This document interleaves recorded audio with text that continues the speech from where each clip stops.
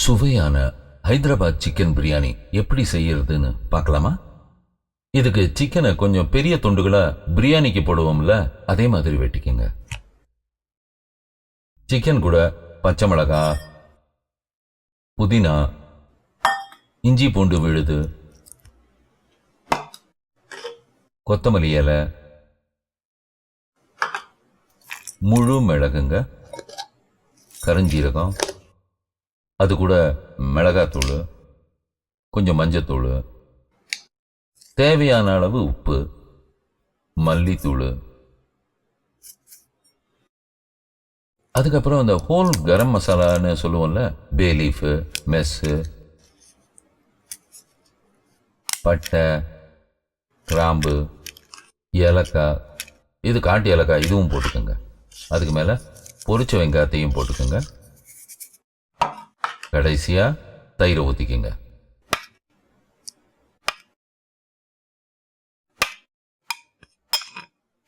இதெல்லாம் நல்லா சேர்ற மாதிரி மிக்ஸ் பண்ணிக்கங்க. இது பாருங்க, நல்லா மிக்ஸ் பண்ணணும். பார்த்தீங்களா?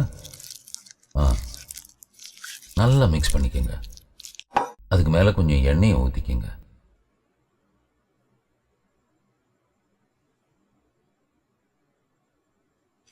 ஒரு ஸ்பூன் எடுத்துக்கோங்க. அதை எண்ணெய் லேசாக உள்ளே போகிற மாதிரி லேசாக கிளறி விட்டுக்கோங்க. அப்படி பண்ணிக்கிட்டா எண்ணெயெல்லாம் உள்ளே போய் நல்லா செட்டில் ஆகிடும். இப்போ நம்ம இதை 1 மணி நேரம் ஊற வைக்கணுங்க.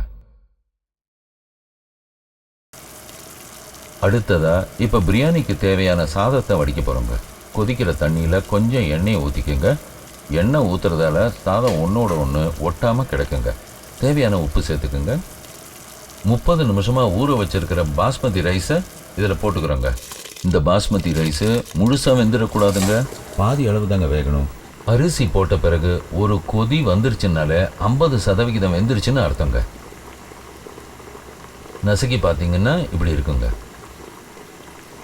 இதை உடனே வடிச்சிடணுங்க, இல்லைன்னா அதிகமாக வெந்துடும்.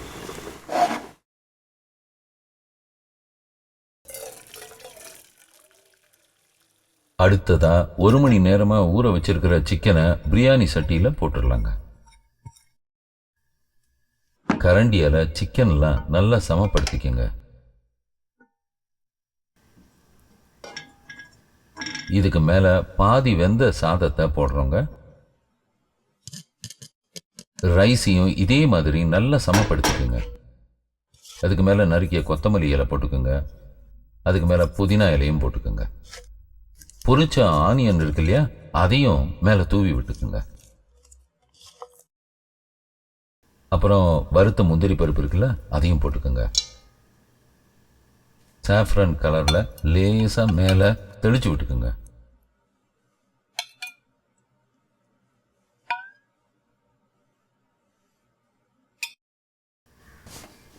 இப்போ பிரியாணி சட்டி மேலே இது மாதிரி ஒரு டவலை போட்டு அதுக்கு மேலே மூடியை வச்சு மூடுறதால தம் போடும்போது சரியாக வேகுங்க. இல்லைன்னா ஆவியெல்லாம் வெளியேறி கீழ்பாகம் வெந்திருக்கும், மேல் பாகம் வெந்திருக்காதுங்க. இல்லைன்னா சில நேரத்தில் நறுக்கரிசியாக வரத்துக்கும் வாய்ப்பு இருக்குங்க. இந்த மாதிரி சரியான மூடி உங்ககிட்ட இருந்துச்சுன்னா மேலே டவலை போடாமல் நேரடியாக மூடி போட்டு மூடிடலாங்க. ஆனால் இந்த மூடி நல்லா டைட்டாக இருக்கணுங்க. இப்போ நம்ம ஸ்டவ்வை ஆன் பண்ணிடலாங்க. இதை ஹை ஃப்ளேமில் 5 நிமிஷம் வேக வைக்கிறோங்க. அடுத்த 10 நிமிஷம் மீடியம் ஃப்ளேமில் வேக வைக்கிறோங்க. கடைசி 10 நிமிஷம் சிம்மரில் வேக வச்சிட்டோம்னா உங்கள் பிரியாணி ரெடிங்க.